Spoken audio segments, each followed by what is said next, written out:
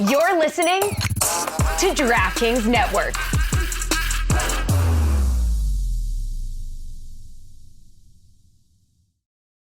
Folks, Mother's Day is around the corner, and let me talk to you about 1-800-Flowers. I can't wait. Every year, it's a tradition. I send stuff to my mother, my mother-in-law, and my wife because they are three amazing moms. They're better than all your moms out there. You think you have good moms? No, I have good moms in my life. I'm just kidding. This was a little harsh. I'm sure you guys all have good moms too. From your mom to the mother of your children and all the moms in between, this Mother's Day, give back to the ones that have given you everything. 1-800-Flowers helps you celebrate all amazing moms, from homemade bouquets, sweet treats, gourmet food, and one-of-a-kind gifts, ordered easily and delivered fresh. For a limited time, you can save up to 40% off Mother's Day bestsellers at 1-800-Flowers.com/Dan. Don't wait. Order today and save up to 40% at 1-800-Flowers.com/Dan. Mother's Day is around the corner. Find the perfect gift for the mom in your life with a stunning piece of jewelry from Blue Nile. From timeless pearls to dazzling gemstones, Blue Nile has something she'll adore. Need it fast? Most items can ship overnight. Plus, enjoy guaranteed free shipping and returns. Don't miss our special Mother's Day deals. Save big on the season's most beautiful trends. For a limited time, get up to 50% off by going to BlueNile.com. That's BlueNile.com. This is the Dan Le Batard Show with the Stugotz podcast. Today's episode is sponsored by DraftKings. Stay tuned because you'll hear more about DraftKings and all it has to offer throughout the show. DraftKings, the crown is yours. Stugotz is a star, and he has put his imprint on everything we do around here. And a lot of people, Stugotz, have noticed Billy yesterday yelling from the back row saying, did we become a New York show? When and how did we become a New York show? And a lot of you have noticed, and because there's so many conspiracy theories out there, you are right, conspiracy theorists, on this one. Stugotz did try to get that job at WFAN as program director so he could have all the power and control and fire everybody and run the world. But they weren't paying enough, and they didn't have enough to lure him there. So he's decided to make us something that feels like WFAN, WDAN, WFAT. WFAT is WFAT. I like that. What we're going to go with is WFAT is what we're doing. And Stugotz is a little bit broken today, and this one hurts for a number of reasons, but because he just started caring again. Yeah. Last night. He just gave them his heart moments ago this season because he doesn't trust them for understandable reasons. And if you did not see the end of that game, the big game of basketball last night, even as Milwaukee wins without two guys, that Orlando-Cleveland series, you could tell me anything, and I will believe you in terms of what happened in last night's game. Tell me anything, I'll believe it. Go ahead. In the Orlando-Cleveland game? Yeah. Tell me anything. No, Cleveland won by 1 point. I believe you. Yes, but I could say anything. Nobody's watching that series because at the same time, and I think we can say this, the Sixers and the Knicks are basically equal in this condition. If I make Embiid healthier, the Sixers would be better. But the Knicks got one game at the end that they stole. Now the Sixers steal this game in a weird fashion at the end. But what Maxey did to bail Embiid out, what Maxey did to save the season of the Philadelphia 76ers, that is what basketball players live for, to play in that building and do that to that crowd where you're feeling so confident that you're pulling up from the logo in front of Mitchell Robinson. You're 35 feet from the basket to tie the game. I mean, Brunson just had that same exact feeling at Philadelphia. Like, players live for that. They love that. Doing it on the road, shutting the crowd up. I have never been so confident at anything as Maxey was taking that last shot in regulation, saying, my season's on the line. I don't care who else is out here. I don't care how far I am from the basket. I'm going to steal New York's heart from in here. And then let's check in here with the celebrity reaction, because this was undisputably funny, where you've got a number of celebrities who are courtside, and they are just broken. With about 90 seconds to go, and for good reason, a celebration broke out at Madison Square Garden. Because everyone thought we were going to win the game and advance on to the playoffs, advance on to the second round. And so I understand that some people are embarrassed today because they were over-celebrating, but I was doing the same thing. I was celebrating as well. Look, we've been talking about Knicks fans celebrating. There's Jon Stewart. Enough of him. That is the face right there of, you would think that America over the last 10 years, just the things happening in America did that to Jon Stewart's face, but only the Knicks can do that to It's Jon just what Stewart's Bill face. Simmons looked like last year. It's exactly the same face. It's uncanny. There is another picture that is great that I noticed one thing and not the other in it. Tracy Morgan, it's not a great picture, and it's got a lot of crud in it, but Tracy Morgan is shooting a middle finger at Maxey as he walks off the court. But what I noticed there is Ben Stiller next to Tracy Morgan. The amount of rage on Ben Stiller's face. I don't know if you guys did. Any of you guys see Mystery Men? Oh, it's a classic. Yes. Sure. Okay, Mystery Men, I should tell the group that doesn't know what this movie is. It's a movie about superheroes that were kind of useless and incredibly human, but they had superpowers that were useless. And Ben Stiller's superpower was he was Mr. Furious. All he would do is get enraged, but he couldn't do anything with the rage other than get mad. Would he grind his teeth? He looked like that. He looked like Mr. Furious there, and a superhero with no powers. Is Tracy Morgan wearing official uniform shorts in this picture? I'm 95% sure that he is. Definitely is. I think he is, yeah. Those are old school Knicks basketball shorts, right? Those are 90s Knicks basketball Those are shorts? issued uniform shorts that he got to wear to the game. Just in case they need him to check into the game.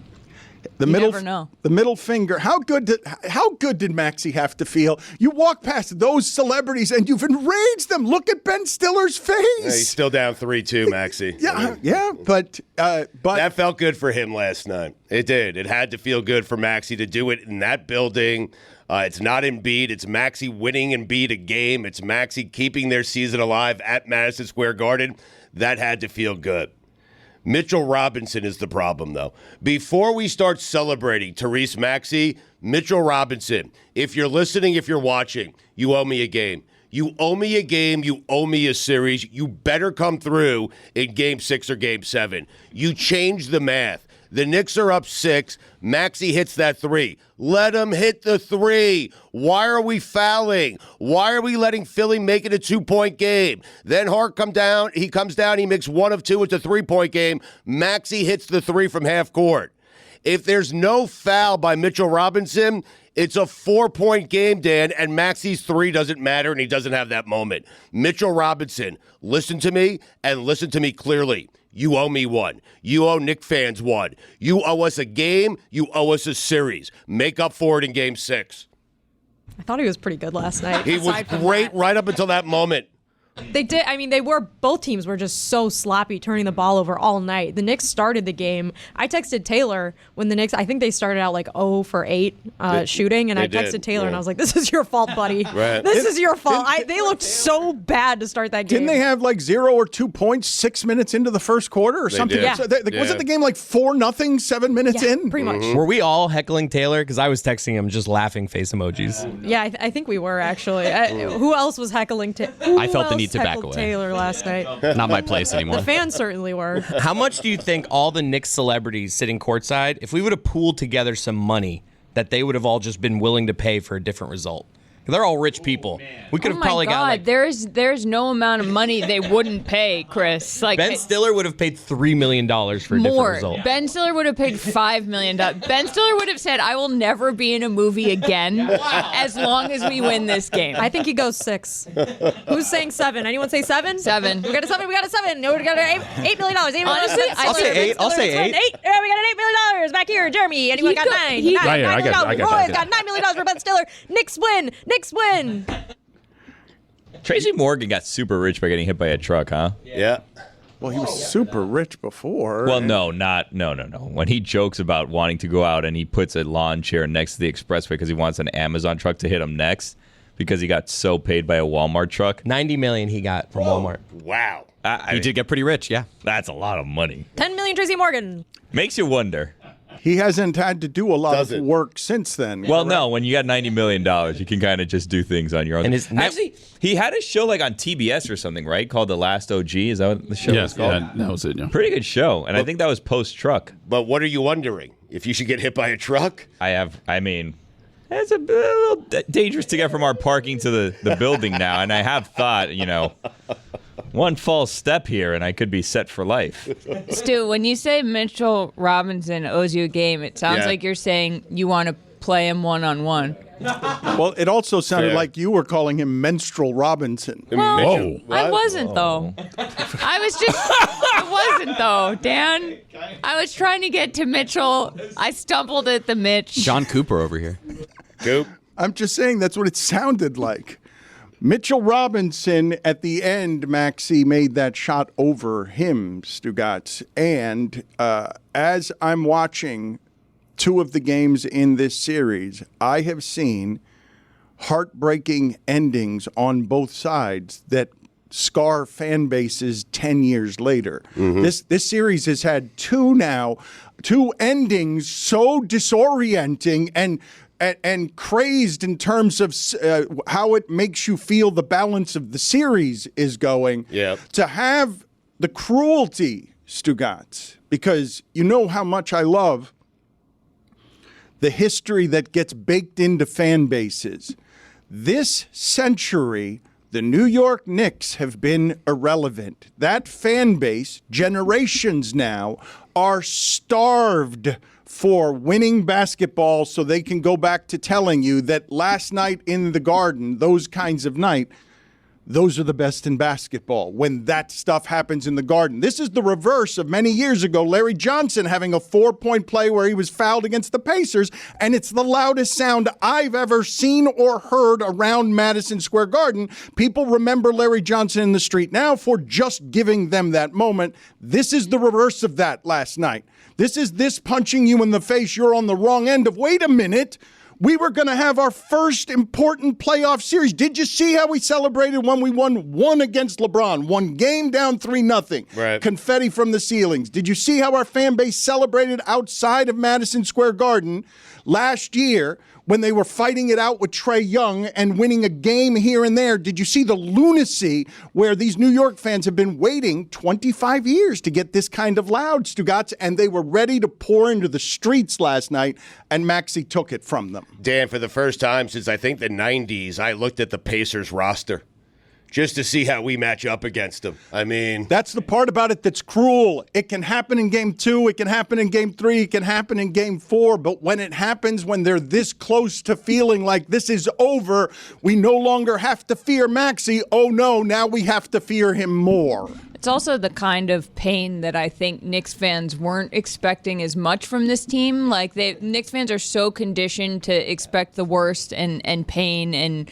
horror at any given moment. And this team with Brunson, where Brunson actually comes through, they feel like there's some sense of, okay, like, we're up 6, even with 4 more points, that like we're still up 2, and then it just disintegrates, and it was like it just like sucked the air out of that entire place. I don't know if Knicks fans are as superstitious as I am, but I have reason to believe that Taylor, not just by being in the building, cursed this, because I have inside info that he was requesting a prop cigar before the game to be able to celebrate when the Knicks won last night. What does that mean? What is a prop cigar? Not to have an actual cigar to smoke in the arena, but to have a prop cigar. He also, but you explained to security, like, no, this is a prop cigar. I don't know what to tell you. Here. He wanted a cigar so he could celebrate inside the Madison Square Garden. I can't get mad at Taylor. Message came in at 8 p.m. We were all celebrating. I looked up the Pacers roster.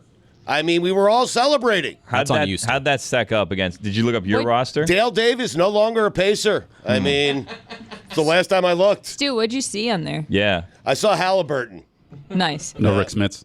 No, I didn't see the Dunking Dutchman. Taylor told me he's 0-5 career at Knicks playoff games. If you're 0-4, stay away. Why did he request to go to this game? This is on him a little bit. Yeah. I mean, because he went for free. All he had to do was sit down for a day. True. Yeah. If I'm 0-4, I'm just like, I don't want to do this to my team. If you're a Knicks fan, you're conditioned to think this is going to end badly. that the Sixers are going to blow them out in Game 6, and then they'll go to Madison Square Garden for a Game 7. It will be a close game, and Embiid or Maxey or someone will limp through the entire game. Then all of a sudden, they'll be healthy in the fourth quarter and hit a big shot and we'll lose. That's how it's going to end. If you're a Knicks fan, that's how you're conditioned to think. This series is over. But you are... I'm all over the place.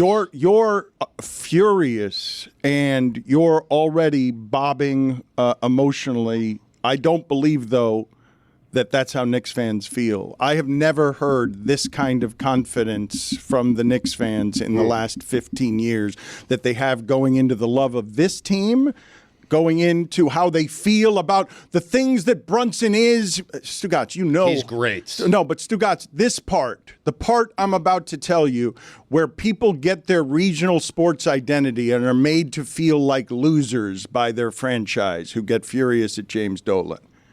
It's one thing to have a team that you kind of like because they win. But this team, whose roster does not merit a 2 seed in the East. Roster. No. This team that is viewed as gritty and underdog, and how can you not love these guys? Look at what they're doing to the stars, Embiid and Maxey. They're doing it with grit because Thibodeau's tough and Jalen Brunson's undersized. When you feel like a team represents you personality-wise as an underdog and you latch on to, I like the way this team represents me and my city, it hurts when you care like that. Mm-hmm. When you get into hope and then it gets betrayed. Yes. Your hope gets betrayed. And the Knicks fan base has been broken over the years by this. And they're daring to hope again because Hartenstein has lured them in with his offensive rebounds. And Brunson's too small. And my God, Josh Hart has no business being that physical at 210 pounds. I love my little team. I'm kind of understanding now why everyone's hated the Heat for so long, because Heat fans have always been overly confident. And I've gotten a taste the last week of Knicks fans being that way. Yeah. And it's fun to watch that lose. This is fun. Right. I'm enjoying this. But Dan is saying they're going to be confident, just as confident, headed into Game 6 at Philadelphia. Is that what you're thinking? I think that Knicks fans believe in what this team represents more than they have in the past because of how they're identifying with this little team can do it against anybody. We're against the odds. It's us against the world. Nobody believes in us. And they're just forgetting all of the previous heartbreak to give. This is the person who keeps getting cheated on by a partner and keeps going into the relationship trusting, daring to hope again that this is the one. This is the team they could give their heart to. Lehman just texted me and said, Dan spitting. He was really sad last night. It was it's crushing. It was brutal. I cannot tell you how much it hurts to give your heart over to a team, but worse still when you know better than to do it. I'm a Notre Dame fan. I do actually know what that's like. Stugotz is I mind Stugotz for so much good shit the first 5 years of this show of him loving the Knicks and being able to make fun of him, and he's shut up for 15 years on him.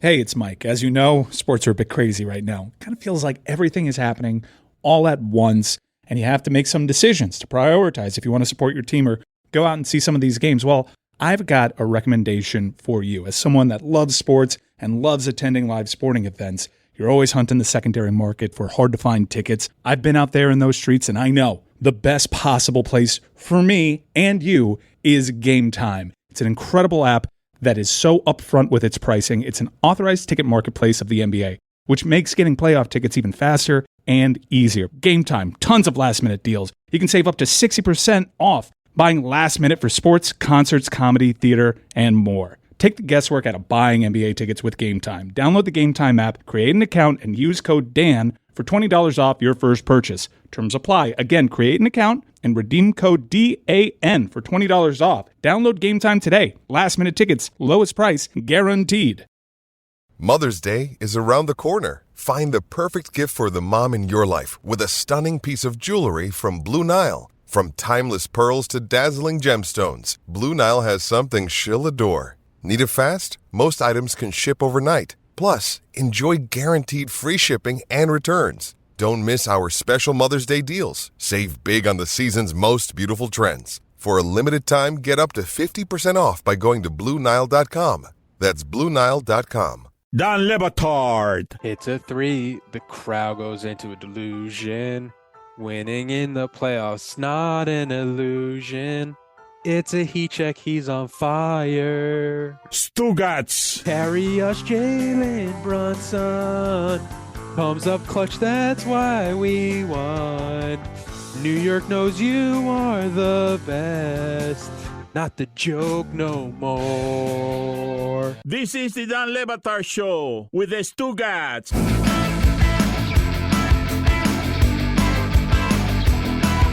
Knicks fans, though, like, it is such a broken existence. You're saying, Dan, that you think that they're still confident going in to Game 6. I feel like last night shook it, right, Stu? The second Maxey hit that shot, even though the Knicks scored the first 5 points in overtime. I mean, unbelievable. Video, can you guys just so find many me chances to win that game? You guys tell me. Video, there's plenty of this all over the internet. Find me some good stuff and be careful because some things get said that shouldn't be said. Knicks fans in the street, how they behave outside of Madison Square Garden after a single playoff victory. Never mind with championship hopes, Stugotz, because nobody in the country thinks the Knicks have any championship hopes. Right. Nobody only New York thinks that. There is no one else. I told you the betting odds before the playoffs started. You could have gotten a better bet on the Warriors, on the Heat. The bottom of the play-ins had better odds to win the championship than the Knicks. But Knicks fans are loud and dying to be hopeful, dying to remember that feeling from 1999 when you did it to other teams and you made Pat Riley, the guy who betrayed you, Pat Riley, that took all that stuff to Miami. You made him cry at his desk, and Alonzo Mourning had to come in the room and tell him to go talk to his broken team. Go do your bleeping job, Pat. Yep. You did that to him with a bounce, and it's the last time the team mattered like that. They've been dying for that in New York for 25 years. I can't help but admire Knicks fans in some sick way. It might be because I'm married to one, but like the ability to still believe, to brush it off, to not even brush it off, just like to care so much. Like my husband can't even talk about these games. Like before the games, he's like, I can't talk about what could happen here. I actually, like when they were going to be the 2 seed, I was like, oh my God, like they might be the 2 seed. And he was like, I actually can't talk about it. Right. And I was like, oh, not allowed to. It's like that bad. Right. But I also, there's something really admirable to me about erupting when your team wins one game, like caring so much, like going so hard, even in Philly. Philly fans didn't show up, like Knicks fans showed up, and to be that broken and still care and still give it your all and celebrate when you've almost won Let me a explain game. this. Almost. Let me explain this to everybody. Knicks fans are the best, and Knicks fans are the worst. Yep. They're what you want a fan base to care like if you're someone who wants to steal their money as a business person. It's what you want them to be in the streets. This city gives itself over to that team. They call it the world's most famous arena. They say all the free agents want to play there, even though none of them do. Ever. They think it's the biggest sound that can be made because they're still talking about Willis Reed in the 70s. Yeah. They're still talking about what that franchise was. You remember what Granddaddy said about the Knicks? And since then, they've been a punchline. They had the Pat Riley years. They had the years where the most relevant thing about them was playing against Pat Riley, beating Pat Riley. And then for 20 years, it's been quiet until they win a playoff game. And then they roll right into the street, and they are the best, and they are the worst. Mm-hmm. That's why the phones keep ringing at WFAN. That's correct. Yeah. That is correct. Yep. Have we gotten the imaging that we need to become WFAT? I'm stunned that you chose that over WDAN. WFAT. Wow, the Dan. We are. WSTU. Go sit in the penalty box. What? Me? Wow. Who else would it be? Who else would I? Just got There's here. always a That's chance wrong. it's Justice me. for Charlotte. Wow. There is always. It's good to check because there's always a chance that it's me or Jeremy. That it's you. Yeah. Listen, she's been penalized enough this morning. She saw me shirtless. Jeremy did breathe, though. Yeah, that's true. Why were you shirtless? It's a good question, Jessica. I Smoking appreciate shirt. you asking it, even though we addressed it earlier in the show. Yeah.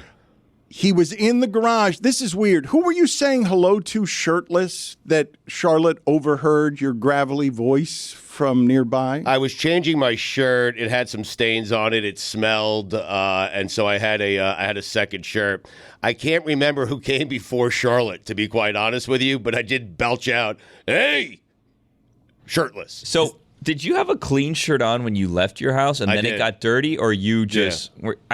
I'm smelling this from a mile away. This is a daily thing. You bring you wear a shirt in the car, smoke on the way, and then Right. you're like, let me get rid of the smoking shirt. Is it and the then- same shirt every day? No, it's not the same shirt. To be honest, this morning I put on the shirt that's in my car right now. It felt a little snug.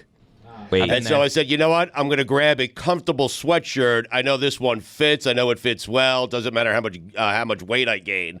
The thing always fits. So you're not wearing a shirt? Well, no, I'm wearing a sweatshirt. And I started off the day with a black hoodie, and I changed it to the green hoodie. Do you never wear shirts under your hoodies? Never. Really? So now you're shirtless in the garage now. You're smoking. So now your skin smells like I did not have a cigarette while I was shirtless, Roy. It was I feel before like and after. we're doing a Costanza thing where you have to take the shirt off before you go to the bathroom, but you're having a smoke. It was snug. I had a couple of heaters on the way in. I had the green sweatshirt, which is very comfortable on me. Feels nice on my skin. Very soft on my skin. I'm so confused. And so I changed. You don't wear shirts under your hoodies ever? No. It's a sweatshirt. My theory is that he accidentally was still wearing the same clothes as yesterday and then thought someone would notice, so he put a different shirt on. But Oh, we've all noticed, but we don't even have to say anything anymore. Am I the only one that wears shirts under hoodies? Of course I do. Of course Why would not. you do that? No, I think everybody does. I'm wearing one right now. I think you're It's 84 unusual degrees here. outside. Put it So on. why wear a hoodie? Well, because it's cold in here. Put it on the poll, please. And I'm fat. At Batard Show, WFAT, where you get all your calories and information. Put on the poll, please, at Batard Show. Do you wear a shirt under your hoodie? I thought everyone did that. Less layers, man. I have, but I do have a lot of questions. I really do, because I'm here for you. I mean, you're a professional broadcaster who has had some success. I Yeah, mean, rummaging around in your Hall of car Famer, like man. someone who doesn't have a home to get dressed for work. Like Don Batard. Sub 500 seasons, it's been lonely. Now the best players on our side. Been losing and losing for much too long.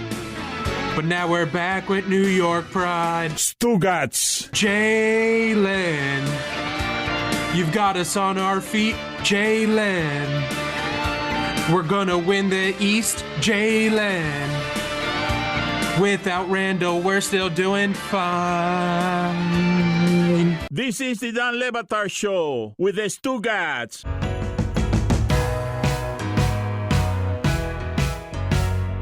Guys, I don't know what to do with this. You guys really need to help me, because I've got Stugotz in a state of disrepair. You're married to somebody for 20 years. You can feel sort of the daily rhythms of life, of how you do things. I haven't seen this particular thing on my friend in a long time, and he's muttering under his breath. Okay, and the last 3 years have been hard for a number of different reasons, but I hear him muttering under his breath.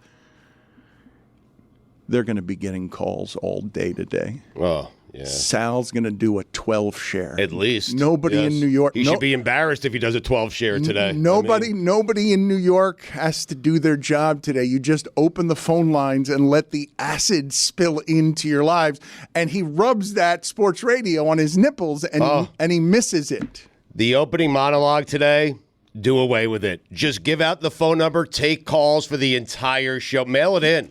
Mail it in and get a 25 share in New York City. This is I haven't felt this alive since Joe Mauer made it to the Hall of Fame. I mean, I would love for Stugotz behind me to show you what the program director meeting would have looked like when he started his sports lineups day and just kept hitting the board. Just hit the numbers. Just bring me numbers. because this is absolutely. I don't know what could have happened last night to make sports radio easier than making Stephen A. Smith give you commentary from his bed, yelling and snorting because he's so mad at the New York Knicks.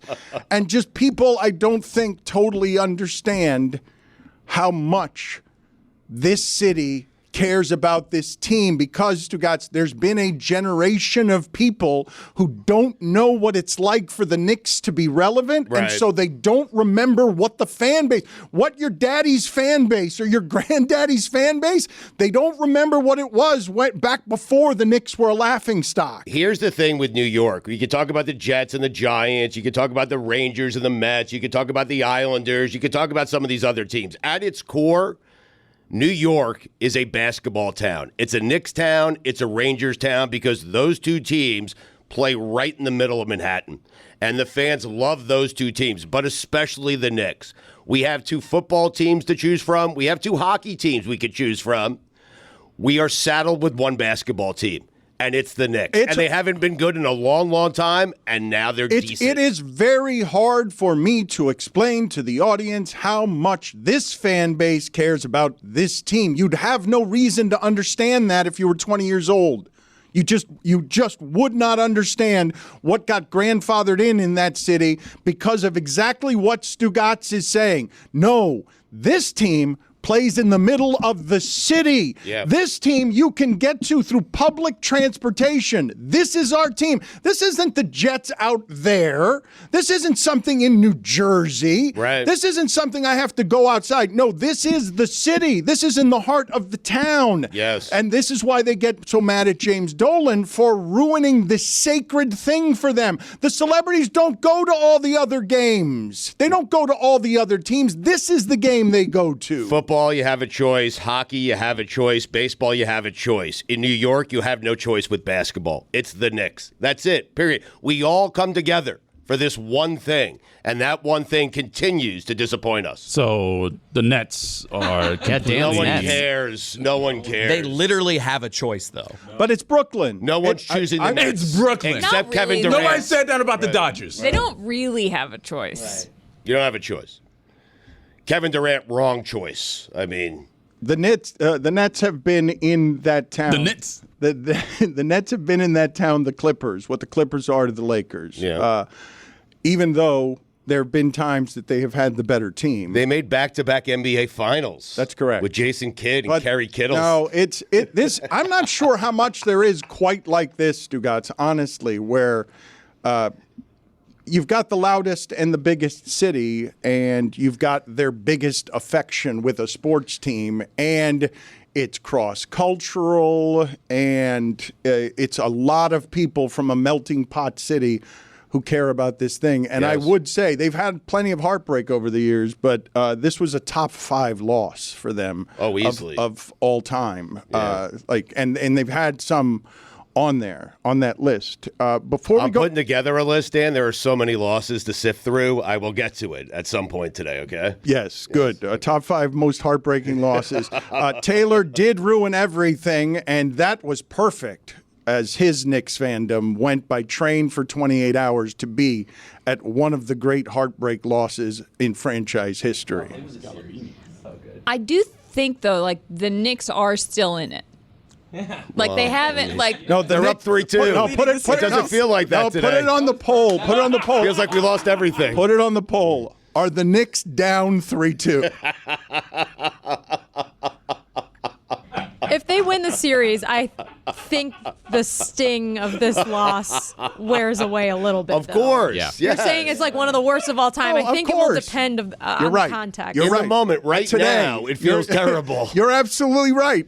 It's today. Yes. There is no disputing what you're saying. Check with me in a couple of games, and it can be forgotten. But today, this is as bad. What I'm saying is that right now, this is what I'm saying.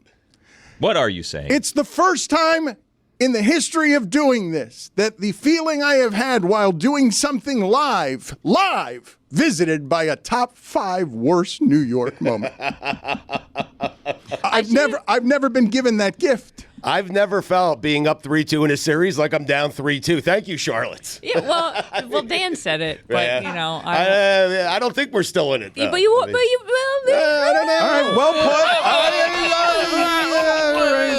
Appreciate. I'd rather win the series in Philadelphia. To be honest with you, that would be great because I'm tired of them, their fan base, the whole team, the organization. I can't stand them.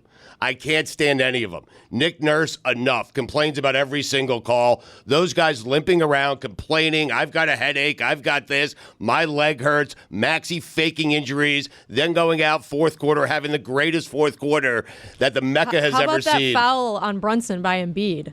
I mean, that's why he's public enemy number 1 in New York, right? It's just, Embiid's got a headache. You know what? I mean, my back hurt yesterday. I came to work. I mean, give me a break. His face is paralyzed. I don't want to hear about it.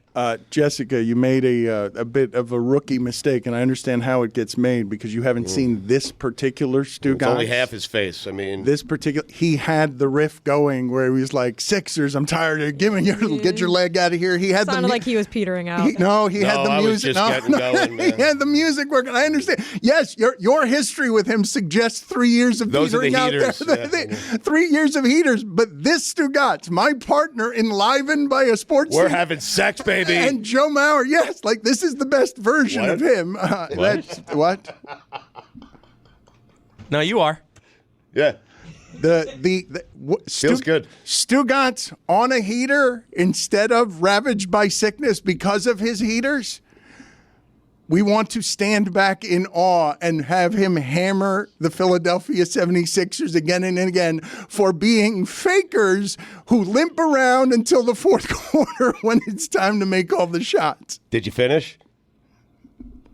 I'm made deeply uncomfortable by everything that happened. He's still going. You still smell like cigarettes. You always bring the cigarette smell into the bedroom. Mid-sex cigarette. You were shirtless. Yeah, I found Stu wandering. I'm going to change the sorry, story. He was Charlotte. wandering throughout the parking lot, muttering, "The Knicks, the Knicks, the Knicks," without a shirt. Well, I'm telling you, this is the thing, right? Because Stugotz is not that self-aware. There are more heaters this morning and a general slovenly shirt situation because of the stress of that loss last night. Yeah. It's tough to sleep. Yeah. You sleep with your fists clenched. I called Taylor. You called him? Yes. To just wallow? I needed someone to talk to. So you called him in New York at 11 p.m. I was crazed last night. Midway through the third quarter, I'm telling Abby, Maxey, problem. Maxey, big problem. He's getting hot. Big problem. When he gets this hot, and then he missed a shot. And I'm like, oh, he missed a shot. We needed that miss. But then he made the next 7 after that. And I was going, Maxey, problem. Maxey, problem. My wife said, relax, you're going to win the game. I said, Abby, you don't know this team. We're going to lose the game. I think in all the time we've been married, they've never been this relevant. They've never been this good. They're going to lose this game. She said, you're jinxing them. I said, I'm not jinxing them. Then they lost the game. And Abby goes, you know your Knicks. She was impressed with me. That is impressive. No sex. That right there, that is really showing off. The only time I've ever felt like that, I've told you this story. It's a great story. It's a great story. My grandfather at that point, technology eluded him some, and there was a time where I asked him to answer a cell phone, and I walked in on him answering the television remote control.